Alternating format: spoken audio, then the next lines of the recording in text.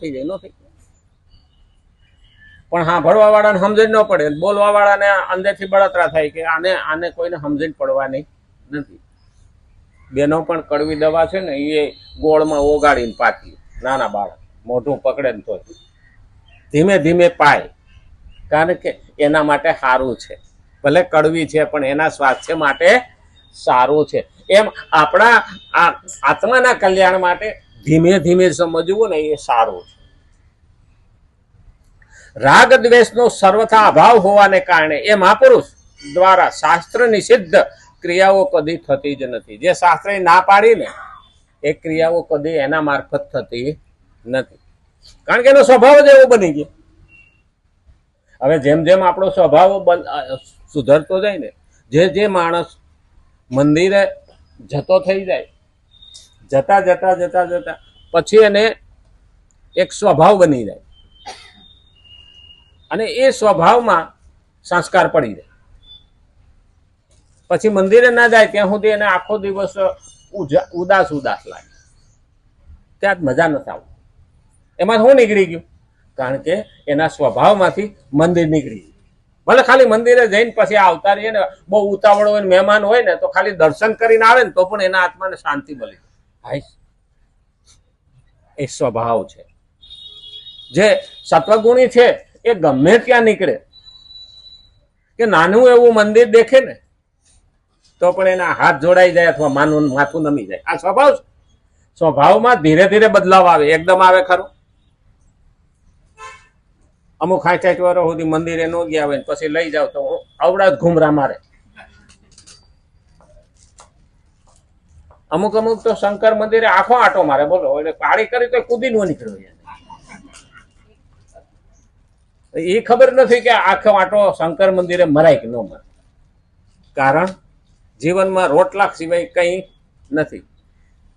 આહાર, નિંદ્રા, ભય, મૈથુનન ચ, આ 4 વસ્તુ પશુની જેમ જિંદગી જીવા છે.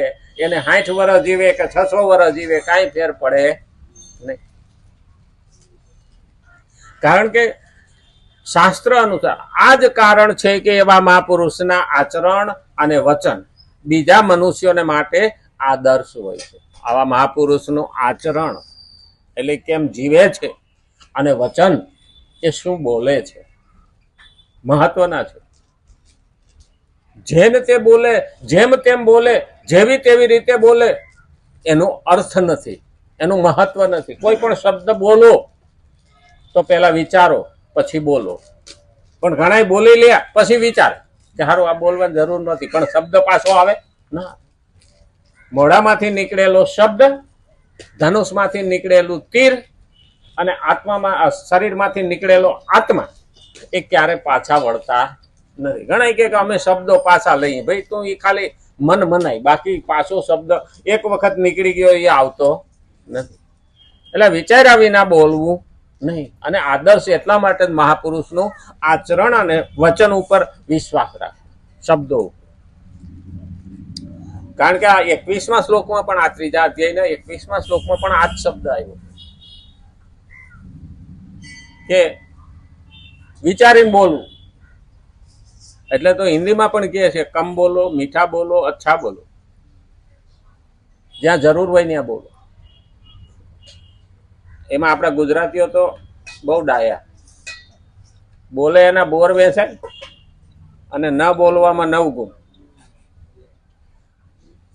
એટલે ઘણાને એવું લાગે, ભણેલાને ખબર ન હોય ને, એટલે એક બાજુ કે બોલવામાં ના બોલે એના બોર વેચાય કે, તો એક બાજુ ના પાડે છે કે ના બોલાય, અને એક બાજુ કે છે બોલે એના બોર વેચાય કે આમાં સમજવું શું?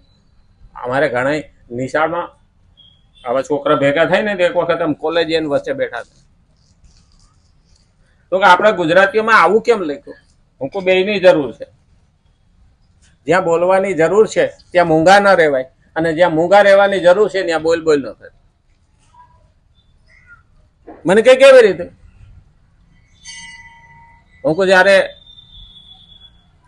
મહાભારતમાં રૂકમણીનો ભાઈ, એનામાં તો ફૂઈ વાહે ભત્રીજી હોય, એટલે રૂકમણીના ભાઈની દીકરી, ભાઈની દીકરી બલરામના દાવ ભૈયાના દીકરા વેરે સંબંધ કર્યો. એટલે જાન જોડીને રૂકમણીના માવતરમાં ગઈ જાન. એટલે ત્યાં જાનના પૈણેતરા હાલતા હતા. એટલે ઓલા રૂકમણીનો ભાઈ રૂકમી એને કીધું હાલો ચોપાઈ રમીએ. હવે ખબર છે કે આ ઓછી બુદ્ધિનો છે, તોસડો માણસ છે, આને બોલવાની ભાન નથી. એટલે કૃષ્ણને કે હાલો રમીએ. તો મને ક્યાં આવડે. કૃષ્ણએ શું કીધું, મને ક્યાં આવડે, હું રમું નહીં, મને રમતા આવડતું નથી. એટલે એની દાવ ભૈયાને કહ્યું વેવાય થાય ને, હાલો ચોપાટ રમવા.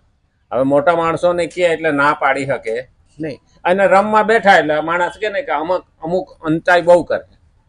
હા, કંચાથી રમતા હોય ને તોય કંચાઈ કરે. એટલે આની વયસમાં મીંડ્યો આડાવડું બોલવા. હવે એને બોલવાનું ભાન નહોતું. દાવ ભૈયાને મીંડ્યો ગાળો દેવા. હવે દાવ ભૈયા તો દ્વારકાનો રાજા,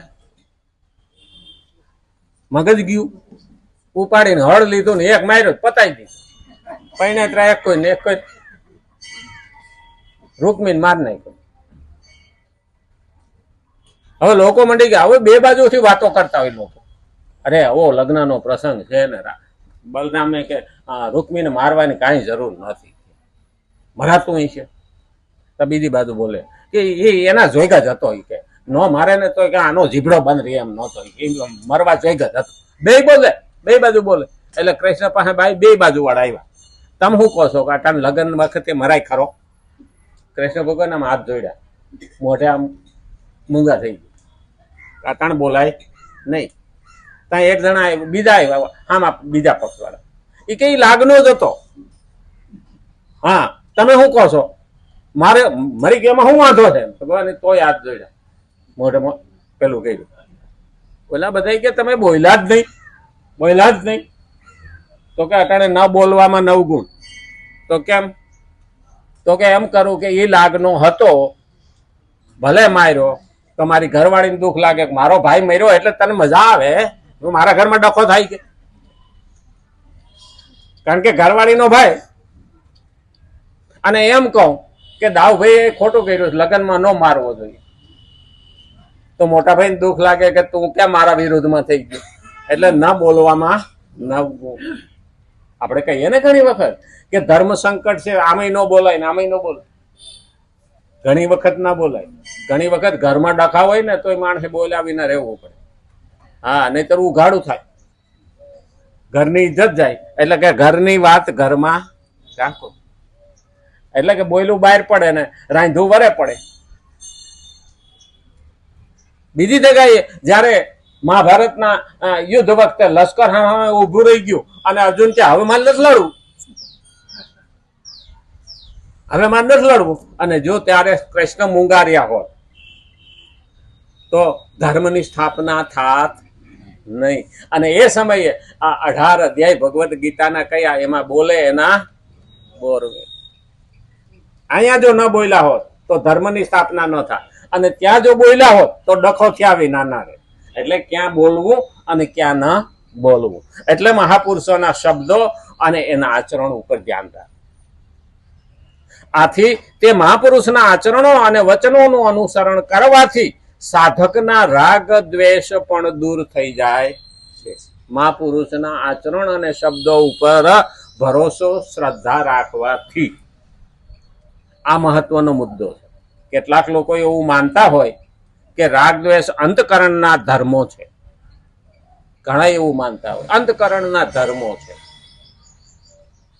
આથી તેમને દૂર નથી કરી શકાતા. ઘણા એવું કે દૂર નથી થતું. અરે ભાઈ, દૂર ન થાય તો વળાંક આપી દે. એક ઘઉંનો ક્યારો પાણીથી ભરાઈ ગયો છે તો છલકાતો હોય અને આપણે ઉભા જોયા કરીએ કે આ છલકાવાનું બંધ નહીં થાય, એટલે પણ એનું નાકું વાળી દે, બીજા ક્યારામાં વાળી દે તો એ પાણી છલકાતું બંધ થઈ જાય. તો સ્વભાવમાં જે હોય કે એ જતું નથી, મારે કાઢી શકાતું નથી, તો શું કરવું? દ્વેષ અધર્મ તરફ વાળી દે અને રાગ ભગવાન તરફ વાળી દે, એટલે તારો સ્વભાવ સુધરી જાય. એક જ રાગ હોવો જોઈએ, મારે ભગવાન સિવાય કઈ જોતું નથી. આને રાગ કહેવાય. રાગ એટલે પ્રેમ. લગાવ તો લગાવ ભગવાન નો હોવો જોઈએ. અને દ્વેષ અધર્મ તરફ. એટલે હરામખોરો છે એ ધર્મમાં ફાવી જાય નહીં. કાલનેમીઓ ઘણા કરી દે, અને કાલનેમી હોય ને એ વધારે પેલો ડેકોરેશન કરી નાખે, અને એને કાંઈ લેવા દેવા ના હોય. કારણ કે એને તો એક ખોટી શંકા ઊભી કરી અને લોકોને લડાવવાનો ધંધો હોય. આ ઓલા યુપીમાં સમાજવાદી પાર્ટી રામ મંદિર થયું અને 2.5 વર્ષ થઈ ગયા, હજી સુધી દર્શન કરવા ગયો નથી એનો નેતા. તોય શું કે રામ મંદિરના ફાળામાં કે કરોડો રૂપિયાનું ગબન થયું. હવે તને ક્યાં ખબર? તું તો કોઈ દિવસ અયોધ્યામાં પગ નથી મેલ્યું.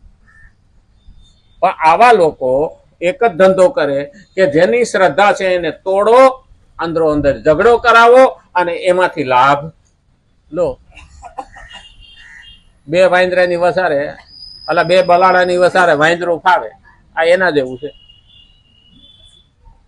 કારણ કે એ તો એમ જ કહેતા હતા, એ તો રામદ્રોહી છે.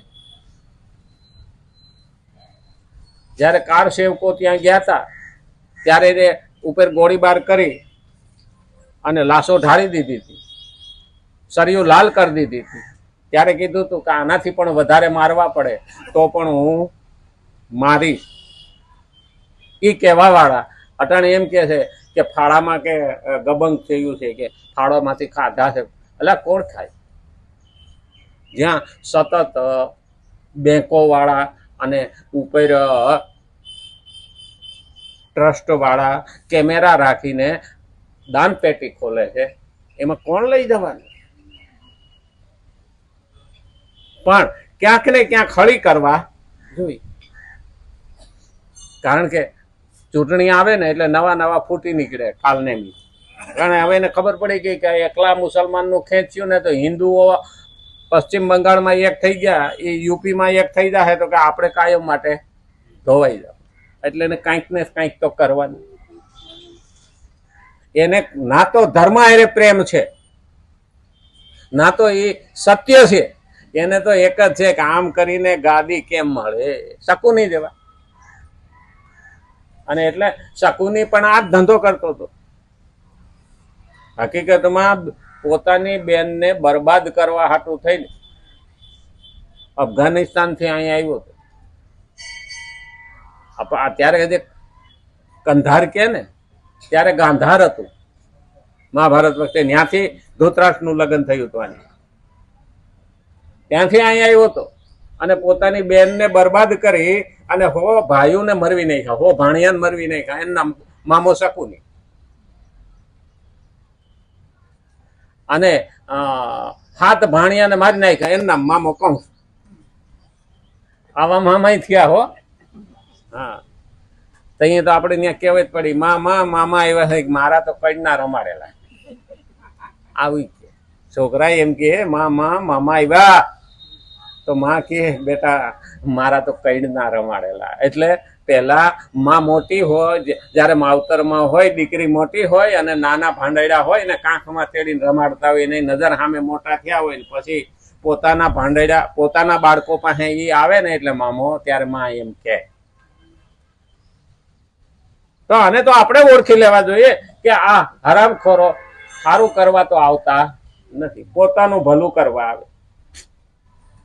કારણ કે એ બધા પરિવારવાદી છે, પેરાશૂટર છે, સીધા જ બાપની ખુરશી ઉપર બેઠા. જેને જમીનથી મહેનત કરી અને ઊભા થયા હોય ને એને કિંમત હોય, પણ જેને મહેનત જ નથી કરી એને શું ખબર પડે? આજે માવતરે રાત દિવસ લોહીનું પાણી કરી મહેનત કરી અને બંગલો બનાવ્યો હોય કે મકાન એક કર્યું હોય અને એના છોકરાઓ કાંઈ ન કર્યું હોય, છતાં સીધા માવતરની મિલકત ઉપર બેહવાનું હોય ને તો કે તમે શું કર્યું? આવું કેનારા છે. તમે શું કર્યું જીવનમાં? એટલે તું તો કરી જો, અમે જે કર્યું અમારી હેસિયત પ્રમાણે કર્યું છે. આવા શબ્દો પણ મેં સાંભળેલા છે. એ બિચારા એક રૂમ રસોડાનું મકાન પણ કરી શક્યા હોય તો એના છોકરા પાછા ભણે એટલે, અને ભણાવે પાછા મા બાપ જ. મા બાપને રૂપિયે ભણ્યા હોય અને છતાં મા બાપને પાછા કહેવા વાળા હોય. મા બાપે એવા ડરેલા હોય, નહીં તો મોઢે કીધું હોય કે 10 મહિના સુધી ઊભું થાવે ને તેવડ નહોતી ગગા. આંગળી ચાલીને હાલતો શીખવાડ્યો, રાત દિવસ મહેનત કરીને તને મોટો કર્યો, બીમાર થા ત્યાં સુધી પેલા તો એવા દવાખાના નજીકમાં નહોતા કે રાતે દોડતા, આજો કર્યો, મહેનત કરીને તારા હાટું થઈને ફી ભરી ચોપડા લાયા, અને તારે ભણતરમાં માએ રાત દિવસ ઉજાગરા કરીને ચા નાસ્તો કરાવ્યો, અને અટાણે તું સર્ટી લીધા પછી નોકરી કરી અને તઈ એમ કે છે તમે હું કર્યું, તો પેલા તને મોટો કર્યો એ જ મહત્વ. એક જગ્યાએ તો મા દીકરાનો ઝઘડો હાલતો, સોસાયટીમાંથી નીકળ્યા ને એટલે એની માને છોકરાએ કીધું, માં બળતરા કરે બીજું શું કહે, એટલે અમે 3-4 જણા આયલા જતા હતા, 2-3 જણા આગળ નીકળી ગયા, હું